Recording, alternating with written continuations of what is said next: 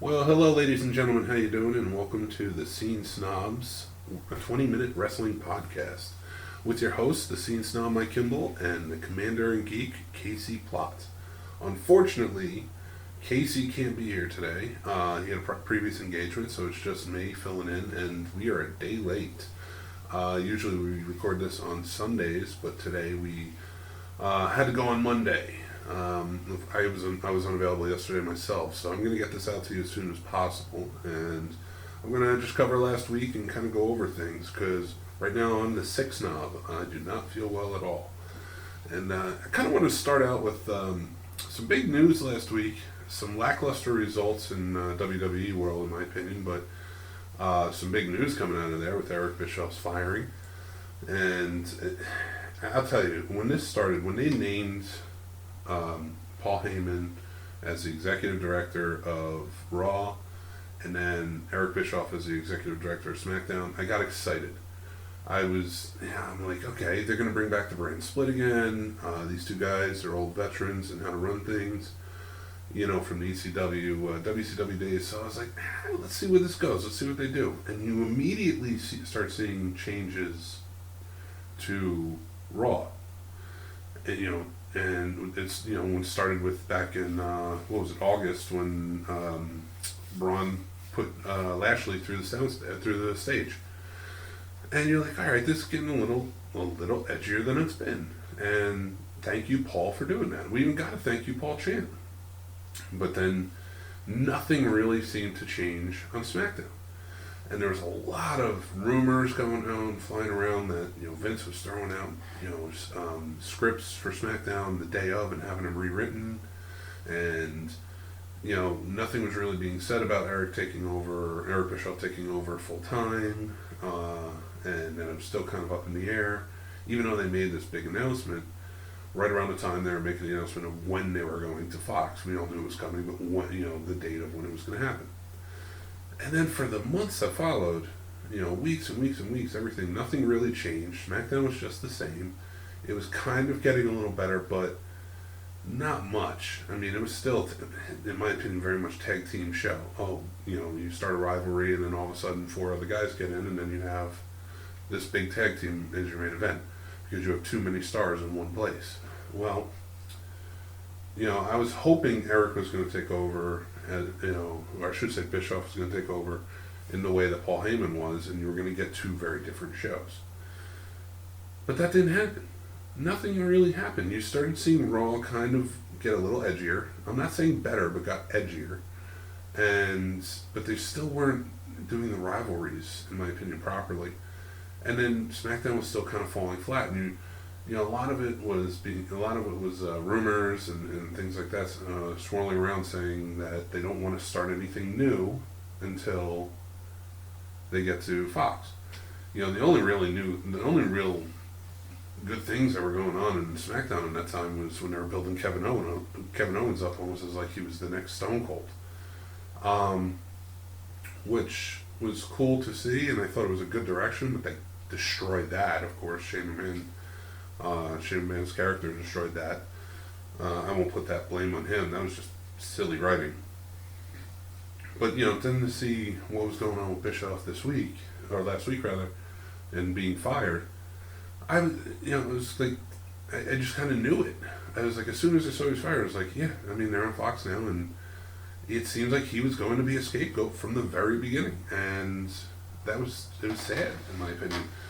I don't think they even gave the guy the chance. Like I said, a lot of things came out that were just unsubstantiated, just kind of like hearsay that different reporters were getting and putting out. And for me, it was like Bischoff never stood a chance. He was going to be, if SmackDown did not do well, in the ratings, like the way they wanted it to, or Fox was almost expecting it to, then they were going to be, he was going to be gone. And of course, right before week 3, he's gone. He's out of there. Bruce Pritchard's in. And Bruce Pritchard, I'm excited for too, but at the same time, like, is he really going to do anything? What's going to happen here? I mean, I don't know how much. It seems like I thought Vince would be off with the XFL coming out in a few months. Busy there, and kind of leaving it alone. You know, NXT popped up, and NXT for the past few weeks has been a WWE product. It's been better. It's been the better show of the week since it started on USA, and probably long before that. But I'll tell you what, with AEW out, like I find myself back in the day in Monday Night Wars, you know, whereas I was at 9 o'clock loyal to WWE, flipping over, and then kind of during commercial break switching back to Nitro. This I found myself, I'm loyal to AEW on Wednesday nights, and on the commercial breaks I'll flip over to see what's happening on NXT, and then I'll read the results after. So, you know, last week I recorded it, and it was a good show. These are top-notch wrestlers. You know, these are performers that come out of the gun, and they're just amazing at what they do. But their storylines are just, I don't know, they don't take any time to build. And it's seen that way with WWE, as you know, the main brand in Raw and SmackDown as well. SmackDown, I don't see them building anything. The most I've seen them build up has been, right now it's Bayley, you know, turning heel, and I feel like that's something that could fall apart very easily, like if it's not handled properly with good writing, and it's not being handled properly, or well written in my opinion. She doesn't even seem convinced that she's a heel. But with Raw, you know, like I said, you get the edgier storylines, but I don't care that Seth Rollins burned down the Firefly Funhouse because of what happened in Hell in a Cell. Hell in a Cell stunk so bad, and that finish was just abysmal, that why am I going to care that he burned it down? And now you're going to have him at Crown Jewel? You know, all they want is to set up Saudi Arabia and Crown Jewel, you know, for the money. And you're not, what about Fox? Like, you're not setting up SmackDown, you're not doing anything with them, you're not setting up a good storylines, good rivalries, and it's just very weird. It's very weird situations for me.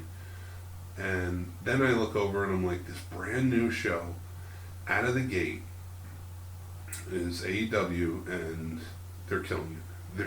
They're slowly setting up storylines. I mean, look at Jericho and Cody they're going to be setting up for the next couple of weeks, so leading up to Full Gear. They're doing it right.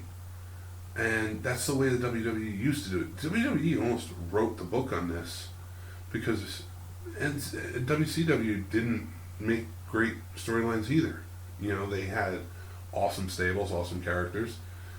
And a lot of that led into pretty good storylines, but, you know, WWE had to kill it with the writing, you know. So, you know, for anybody who doesn't remember in the Monday Night Wars. But now you have AEW coming out of the gate. They're slowly but surely building it, but they're giving you a good product, good, consistent, solid product every week.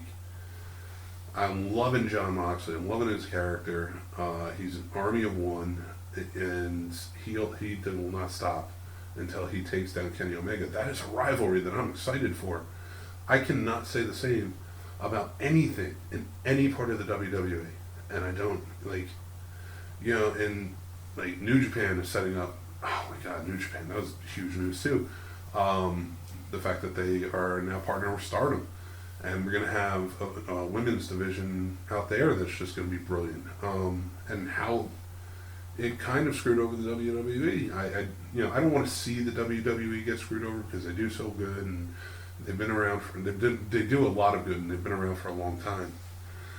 But it's weird to me that it seems like they've lost it, or, you know, they keep such a tight the cap so tight on all of their creativity that they're not willing to let loose at all. Like, it's like, no. Yeah, like, if we loosen this cap at all, it all falls apart. But as soon as you put Paul Heyman in, you get some edgier storylines, and it's a little more interesting. I'm tuning into Raw. I was only tuning into SmackDown, especially on Fox, because I'm a wrestling fan and I want to see what's going on. And I usually watch the first 10 minutes. If the show is boring or it's not setting up a good night, then I don't care. And right now, the most interesting performers in the WWE are the man Becky Lynch. Charlotte is interesting, but they need to do something with her fast. Um, so like I'll watch, but now that she's on Raw, I'm just gonna sit there and watch Raw. I'm gonna watch her storylines because they're doing well with her. I don't so much care about anybody that's going on, anybody or anything that's going on SmackDown. The first episode was fun. You got to see The Rock, pop out. That was great. It was a lot of fun to see him pop out, talk some trash, take out Baron Corbin with people's elbow and the rock bottom. And Becky's right there along for the ride, taking him out too. And it was a good opener. It was very good, deserved the praise it got. But I knew the second week it's going to fall. It's not going to be as good, and you're going to lose me. And that's what happened. And then the third week, the same way. It's the same thing. Okay, if you're putting Shinsuke and you're putting against Roman, and Roman wants to get the belt, okay, I'm in, I'm invested, I'm watching this. And then you have King Baron Corbin running down and DQ, and then it turns into, okay, nobody's going for the belt, there's no rivalry there, it's just put Daniel Bryan with Roman Reigns, put Shinsuke and Corbin together, have a tag team because we have too many stars and they need to come out and blah, blah, blah. I've seen this show. I would rather you make a 2-hour all tag team show. You have enough awesome tag teams, and a lot of them that don't get any airtime or are just sitting in the back twiddling their thumbs. Just make a show. Just make, if that's the case, put all the singles on one night, put all the tag teams on another night, and see what we can do. And maybe there'll be enough room for everybody to build up some storylines. And stop pushing people, stop pushing teams, or stop pushing wrestlers that just aren't doing it right now. If people are cooling off on, you've taken Bray Wyatt off of, and the Fiend character after Hell in a Cell, you've kind of taken him off TV. The only thing we really got were just some snippets, and then Firefly Funhouse being taken down from Seth Rollins. And then you're announcing that they're going to be fighting in a Falls Count Anywhere match in Crown Jewel. Well, you're not setting anything up. Bray's gone. You've had him coming out after it goes dark every time. Who cares? Who cares? You screwed it up. You screwed the pooch because you wanted to have Bray on Fox, or Fox wanted him, or whatever the deal was. I don't care. You've ruined this for me. It was a cool little storyline going in. It wasn't anything great, and now, okay, he burned it down. We get it. Seth burned it down. He's not that interesting of a character right now anyway. He's very one-dimensional. So who cares?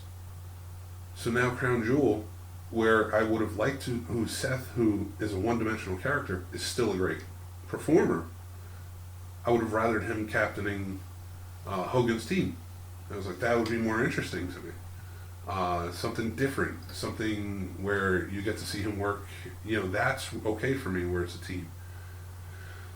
I don't care. I don't want to watch it. I don't want to watch the same match I watched at Hell in a Cell, which is, I'm telling you, is what we're going to get. And then, but I'm tired of, with WWE, you have all this going on, and it's kind of poor creativity and no imagination versus AEW. And oh my God, you have Cody Rhodes. I love Cody Rhodes' little vignettes, by the way, before, when he's showing his training montage, and, they're talking it's almost documentary style, and he's getting ready for his fight. I kind of wish they would do it for everybody, but I understand why they don't. But I am loving what he's doing. Almost kind of trying to have to prove himself to us, saying, I'm still working harder than ever because I want that belt. It doesn't matter that I'm running this company now. Well, good for you. Cody, you're one of the best wrestlers in the world, in my opinion, and I'm excited to see what you're going to do. And Jericho, for any of you who don't know, because this is a newer podcast, Chris Jericho might be my favorite wrestler of all time, and in my opinion, maybe second to The Rock on mic skills. But he's done so much amazing, so many amazing promos that I don't even know if he's second to The Rock. He might just be up there. So to see Jericho get the become the first AEW champion, which is what you want in the books. You want that name as your first champion. And he is such a heel, and he is over as such a heel. And I'm not explaining anything new to any wrestling fans. They know all this. But I just want to push out my joy and excitement of seeing him week to week with that belt on his arm as the main guy in AEW. And now you have this chairman type character who is a very quick reversal of like a McMahon, almost Austin rivalry, where it's like the boss has to work twice as hard to take on this inner circle, with his family there, taken on to prove that he can win the belt, prove to himself that he can win the belt. They're playing a very rocky story, and I dig it. I really like it's a story. That's what it is. That's what we're lacking in other places. Well, we're lacking in WWE. Let's be real. Like, because if you go, like, Impact's starting to build themselves back up. Ring of Honor's starting to build themselves back up. There's a new light ahead, I feel like, and there's things available for every company, and AEW is kind of doing that, and it's that beacon.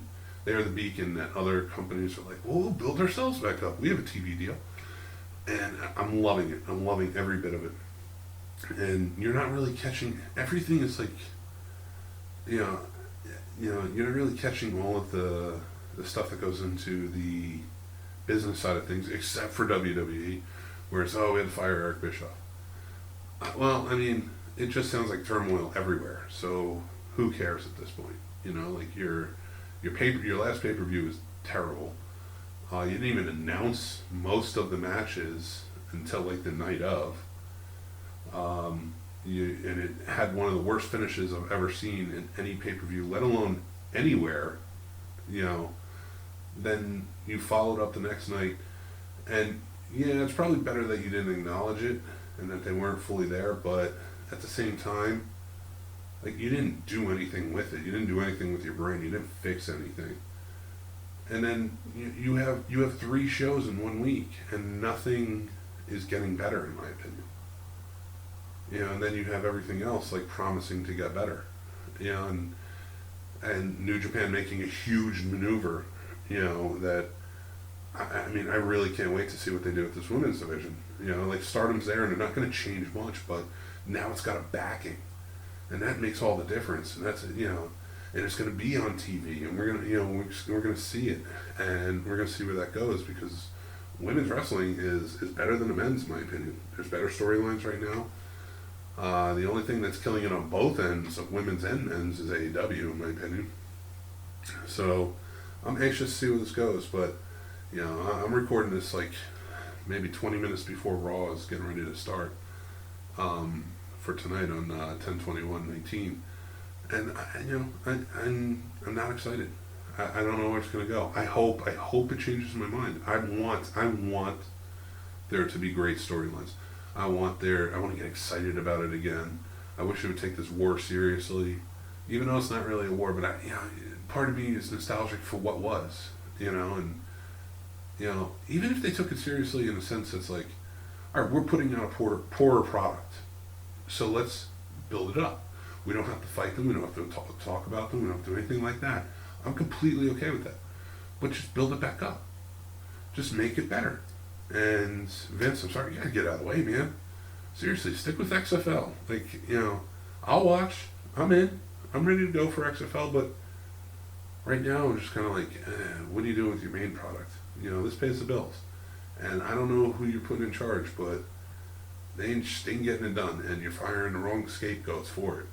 So maybe you need to take yourself out, and maybe not worry so much about hiring somebody to fire a few months later. But that's pretty much about it, what I've got consisting of last week. Let me know what you guys think, in the comments, and you can listen to us on SoundCloud. You can listen to us at the scenesnobs.com. You can listen to us at the Scene Snobs channel on YouTube. Follow us on Instagram, we're at the Scene Snob. Twitter, we're at the Scene Snob. Facebook, we have the Scene Snob page. Everything's there. I'm probably going to have to do a Scene Snobs podcast solo this week. I'm kind of excited for it. Not not because Casey isn't here. Casey is a great co-host to have with me, but just a new challenge for me to see if I'm interesting enough to hold a podcast like that. But yeah, please look out for this. I'm going to try and post it tonight during Raw, so at least it still gets out on a Monday. And look out for Wednesday. We will have the Scene Snob podcast coming out. And then I have a new podcast coming out too. I will announce that probably Wednesday. It's probably going to be a Thursday show. And we have a couple more coming down the pipe. So really excited about things that are going on here. The Scene Snob studio is doing well, and we're getting some good talent. So thanks for listening, and like I said, comment, let us know what you think, and we will talk to you soon. Take care.